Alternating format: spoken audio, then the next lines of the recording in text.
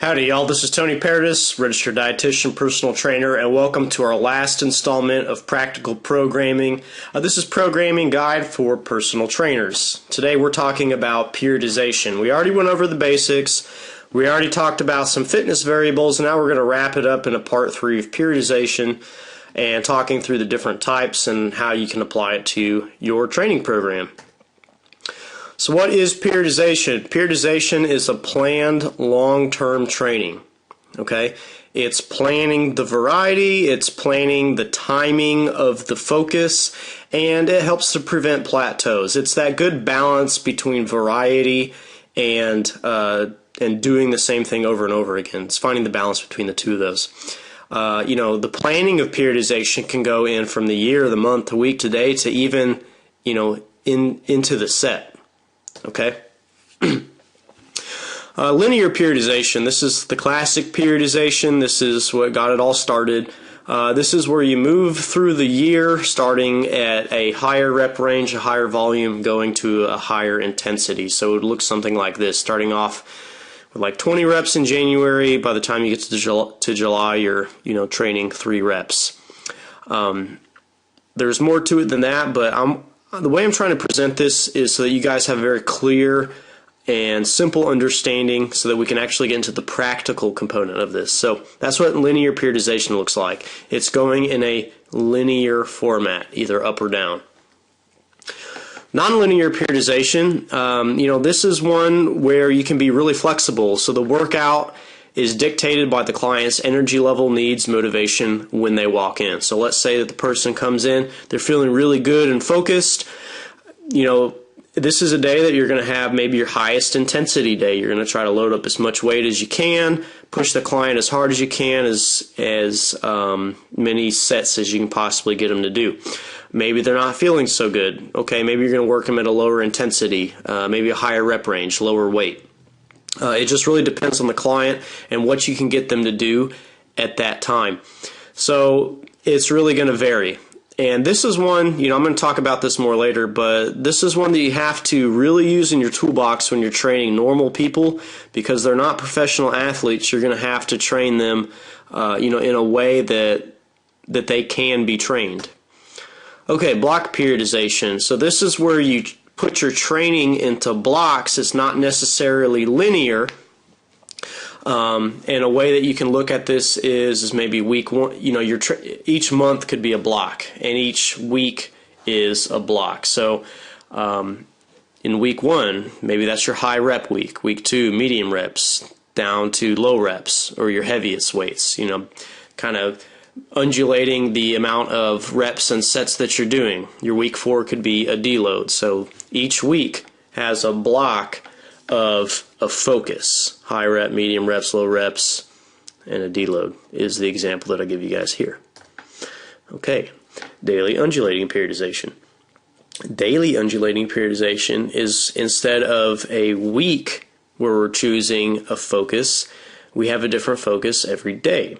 So Monday would be your high rep day, Wednesday low rep, Friday could be medium rep. Jumbled up any way that you guys want to do it. This is just an example.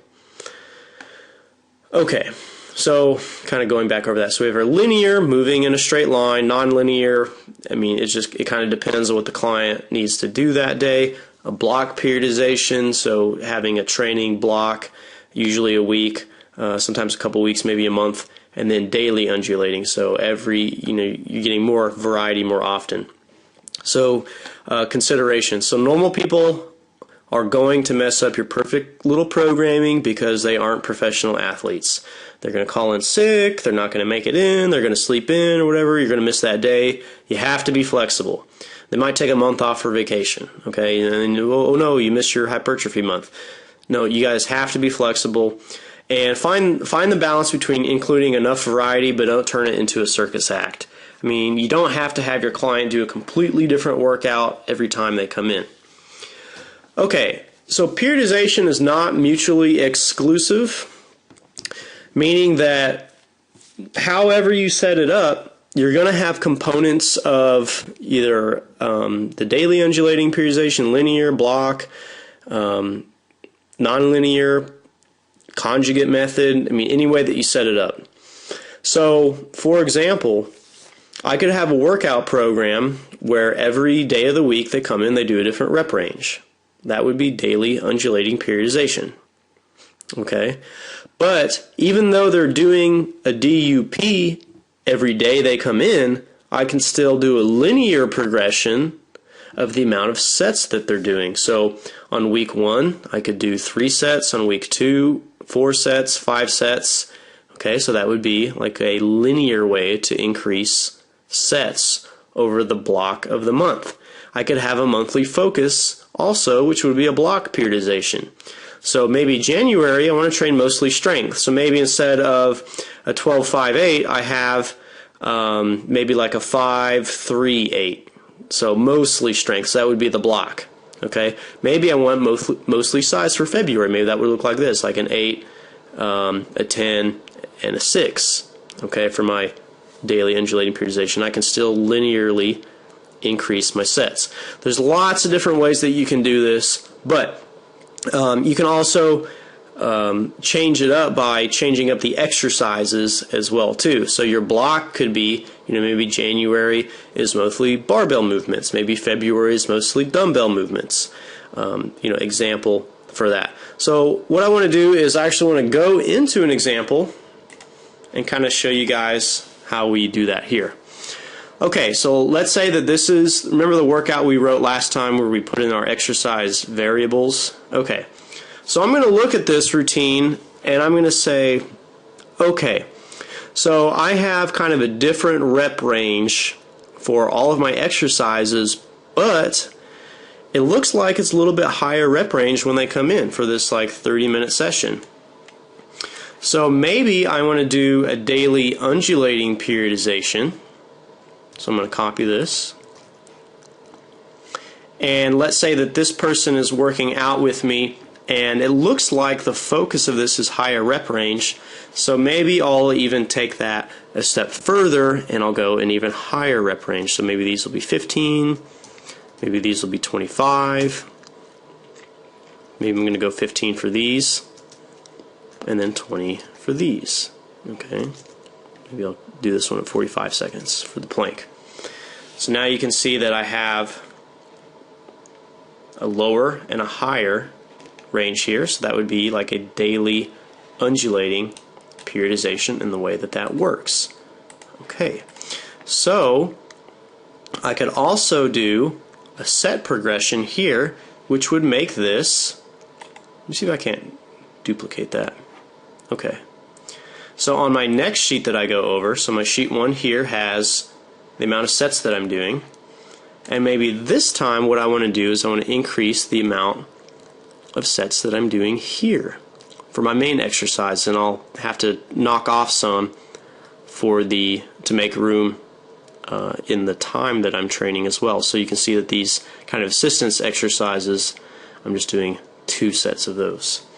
Okay, and maybe the third month, or sorry, the third week that I do this. So copy this again. I'm going to do 5 sets of everything and 4 sets of these assistance exercises. And maybe I'll bump it back up to 3 here, but I'll make the client do this on their own for those kind of extra exercises, the isolation work there. So now I have a daily undulating periodization, but I'm also moving up in a linear way with the amount of sets that I'm doing. Okay? And then maybe I have a block periodization. So my focus for this can be, gosh, what's the word I'm looking for? Endurance. Endurance month. Okay, if I rewrite this program again and I change up the rep range to be kind of closer to that hypertrophy range or closer to that strength range, I can change the block of the month that I'm doing as well too. So that's another way to change that up. As far as, do I do a daily undulating periodization? Do I do a linear periodization? It's not all mutually exclusive. Okay, so keep that in mind. But now what I have is I have a sensible progressible training program that I can take, up through here, and I have an idea where the client is going. And maybe I have to just do a nonlinear periodization if the client comes in and they're just not feeling good, not feeling up to it. I'll try to just get done what I can and make the most of it and just move on from there, trying to be flexible. Okay, so those are just some examples of what you can do. Now, there are a lot of great tried and true programs on there, and I recommend modeling the way that you do off of those. You have like the Wendler's 531 program, you have a lot of good daily undulating periodization programs on there. You have like Westside Barbell, all these things you can look for inspiration, but you can also see that they have components of every part of periodization in there, at least in some regard. Okay, so there's a lot more that we could go into this, but I just want to give you guys an example. So plan ahead for all of your clients, or you can do all of your clients at once. So there's nothing wrong with, everybody does extra sets this week. Everybody does, more, and you can change up the exercise selection based on the client's needs. Use all the components of periodization and progress in a planned and sensible manner. So if you have any questions, guys, let me know down in the comment box. Shoot me an email, my website, foodfitnessonline.com. I guess if you have any constructive criticism you want to leave, or hate mail, send to foodandfitnessonline.com. But anyways, what we just went over is a 3-part video series of practical programming. Hopefully, as a personal trainer, this gives you a more practical, concise way to set up the basics of exercise selection, with writing a workout template for your clients, choosing the right kind of fitness variables in there, and with time management, sets, reps, things like force intensity, and then finally talking about periodization. So big picture, how do we put all this together? How do we take in 1 and 2, what we did is we wrote a workout. We wrote a workout for a client. In part 3, what we just went over is we turned that workout and we turned it into training. We turned it into a plan. And so the first thing you want to do is write your workout, add the right variables for it, make sure it fits the client, and then take that and say, okay, how am I going to progress this over the course of time? How am I going to change focuses? And if you put all that together and write it out in a roadmap, number one, it's like super impressive to your client. Like, hey, I have a plan for you. I have a place that I want to take you. And then it also helps you because you're keeping notes, you're keeping track, and you can go back and you can look and you can start noticing trends in your clients and their individual, what do they respond to the best? Do I need to, make changes for this client? And you can be a really awesome personal trainer and do some really awesome programming, the lost art of programming. So I hope you guys found this video informative. Once again, leave me a message. Let me know what you guys think or how you would do it differently. Appreciate you. Tony Paradis. Check out the website, foodandfitnessonline.com. I'm out.